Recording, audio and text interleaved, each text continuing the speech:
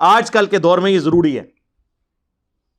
لیکن مولویوں نے چھپ چھپا کے دوسری تیسری شادیاں کی ہوئی ہیں, وہ رجسٹر بھی نہیں کی ہوئی. ہاں.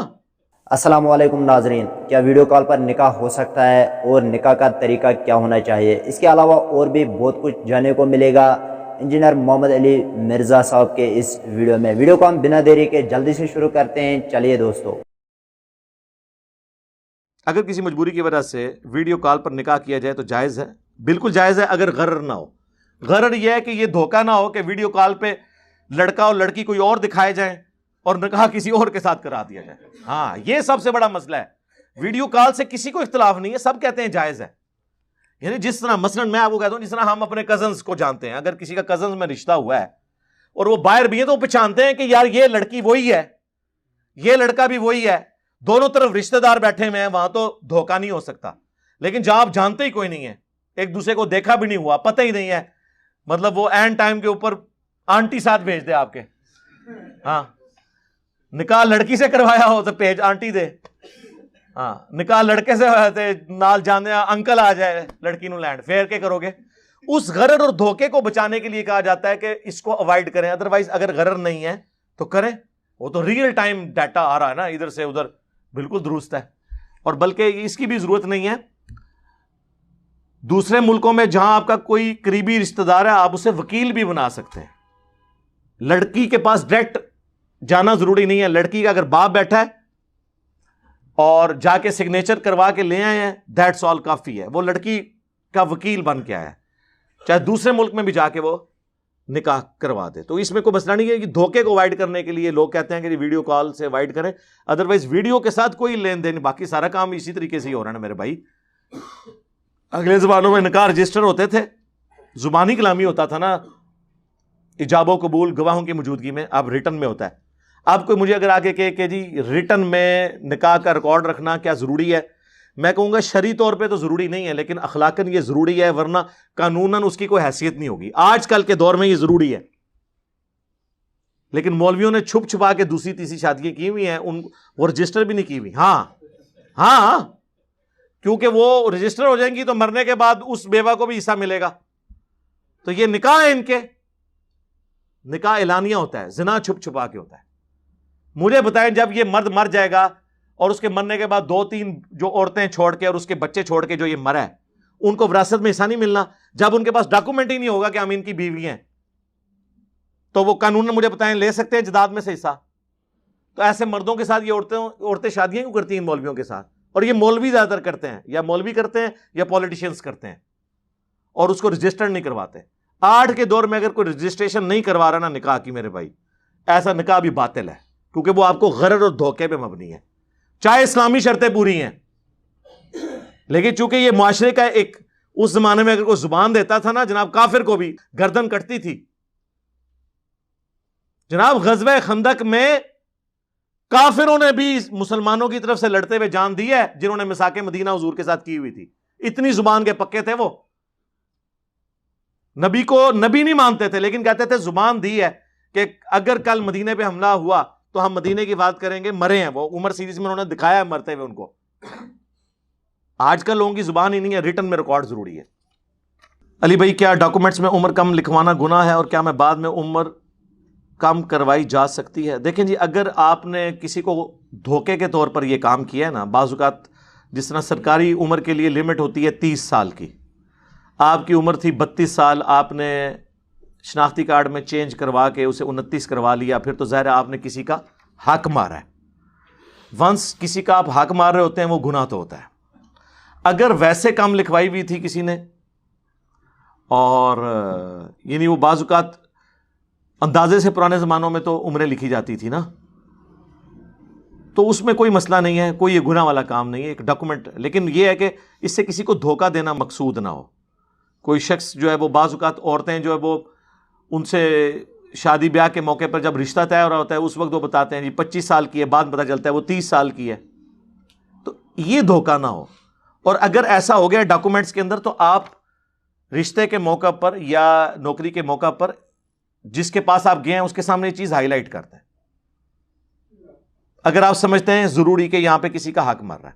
لیکن آپ کی عمر تھی 29, آپ نے لکھائی 27, اور حد عمر تھی 30 سال نوکری کے لیے، تو آپ 30 کے اندر اندر ہی ہیں، تو آپ کسی کو بتانے کی بھی ضرورت نہیں ہے. تو چینج کروا سکتے ہیں تو کروائیں، لیکن وہ بڑا مشکل کام ہے. وہ اس کے لیے آپ کو دوبارہ یونین کونسل میں جانا پڑے گا، وہاں سے وہ برتھ سرٹیفکیٹ اگر اس زمانے میں آپ کے والدین نے جمع کروایا ہوا. آج کل تو چلیں یہ ریکارڈ مینٹین ہے، زیادہ تر تو بچوں کی پیدائش جو ہے وہ ہاسپٹلز میں ہو رہی ہوتی ہے، تو اس لیے وہ ریکارڈ مینٹین رہتا ہے. پرانے زمانے میں تو صرف امیر لوگوں کے بچے ہی ہاسپٹلز میں ہوتے تھے، غریب تو بیچارے وہ دائیوں سے کام چلا رہے ہوتے تھے. اللہ کا شکر ہے اب تھوڑی سی وسعت آئی ہے، تھوڑا لوگوں کو شعور آیا ہے، اور یہ پازیٹیو چیز ہے. میں آپ کو بتاؤں، پہلے یعنی 50% تو چلیں زیادہ غلوب ہو جائے گا، 30 to 40% عورتیں ڈلیوری کے دوران شہید ہو جاتی تھی. ہاں یہ حدیث ہے سنن نسائی میں، جو 7 لوگ شہید ہیں نا، ان میں سے ایک وہ بھی ہے جو ڈلیوری کے دوران فوت ہو جائے. بخاری مسلم میں تو 5 آئے ہیں نا، طاعون کے مرض میں مرنے والا، اللہ کی راہ میں مرنے والا، آگ میں جل کے مرنے والا، پانی میں ڈوب کے مرنے والا، پیٹ درد سے مرنے والا، اس طریقے سے دیوار کے نیچے دب کے مرنے والا. سنن نسائی میں یہ بھی الفاظ ہیں کہ جو ڈلیوری کے دوران عورت مر جائے. لیکن اب دیکھیں یہ ڈیتھ ریٹس شہروں میں تو کافی کنٹرول ہو گیا ہے، کیونکہ لوگوں میں اویئرنیس آ گئی ہے، لوگ ریگولر وزٹس کرتے ہیں لیڈی ڈاکٹرز کے، اور کرنے چاہیے. اور کاموں میں پیسے ضائع نہ کریں آپ فاسٹ فوڈ کھانے میں، لیکن وائف کی صحت کے لیے اور یہ ساری چیزیں، جبکہ آج کل ہماری خوراکیں بھی اتنی خالص نہیں ہیں، اور ہمیں جو ہے وہ پرانی بوڑھیوں کی وہ نصیحتیں بھی اویلیبل نہیں ہیں. اگلے زمانوں میں تو آپ دیکھیں عورتیں کتنا خوراک کا اہتمام کرتی تھیں بچیوں کی، کہ ظاہر ہے کہ ایک پورا جسم ہل جاتا ہے اس پوری ایکٹیویٹی کے بعد. اب لوگ نہیں کرتے، اس لیے آپ دیکھتے ہیں کہ پھر کچھ عرصے بعد عورتیں پھر شادی کے بعد بیمار ہو جاتی ہیں، پھر مرتے دم تک بیمار ہی رہتی ہیں. ہاں کوئی نہ کوئی بیماری لگی رہتی ہے. علی بھائی میرا سوال یہ ہے کہ میرے انکل نے چند دن کی بچی کو گود لیا، اس کی ولدیت میں اپنا نام لکھوا دیا. غلط کیا جی میرے بھائی.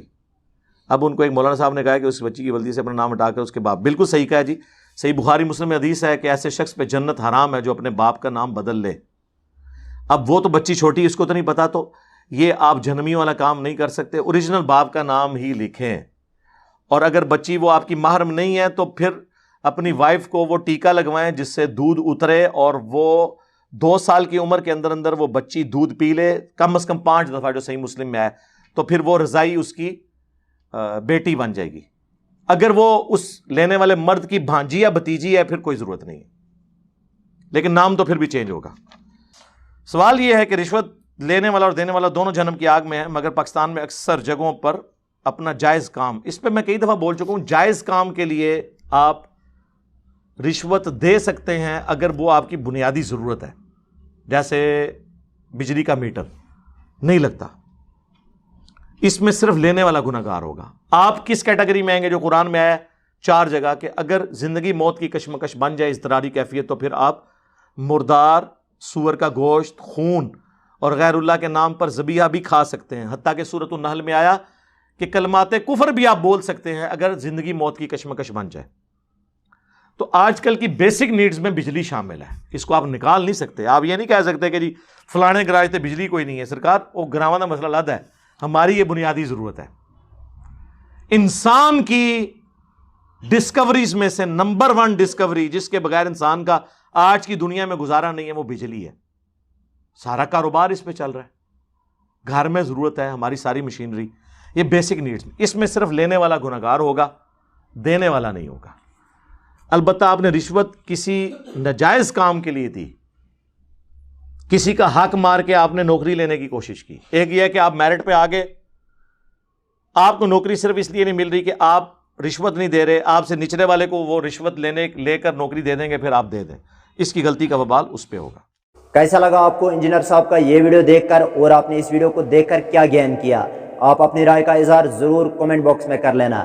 باقی ہم نے عہد کیا ہے کہ جو بھی ویڈیو ہو، جس کا بھی ہو، اور ریزنیبل نالج ہو اس ویڈیو میں، ہم اس پر ضرور ریئیکٹ کیا کریں گے. باقی رہی میری بات، میں ہوں رئیس اور آپ دیکھ رہے تھے میرا یوٹیوب چینل اسلام ATV کشمیر آفیشیل. چینل کو سبسکرائب کر کے ضرور جانا، بیل کے آئیکن کو بھی دبانا تاکہ بھائی کی حوصلہ افزائی ہو جائے اور بھائی اس طرح کے انٹرسٹڈ ویڈیوز آپ لوگوں کو لاتا رہے. السلام علیکم ورحمۃ اللہ وبرکاتہ.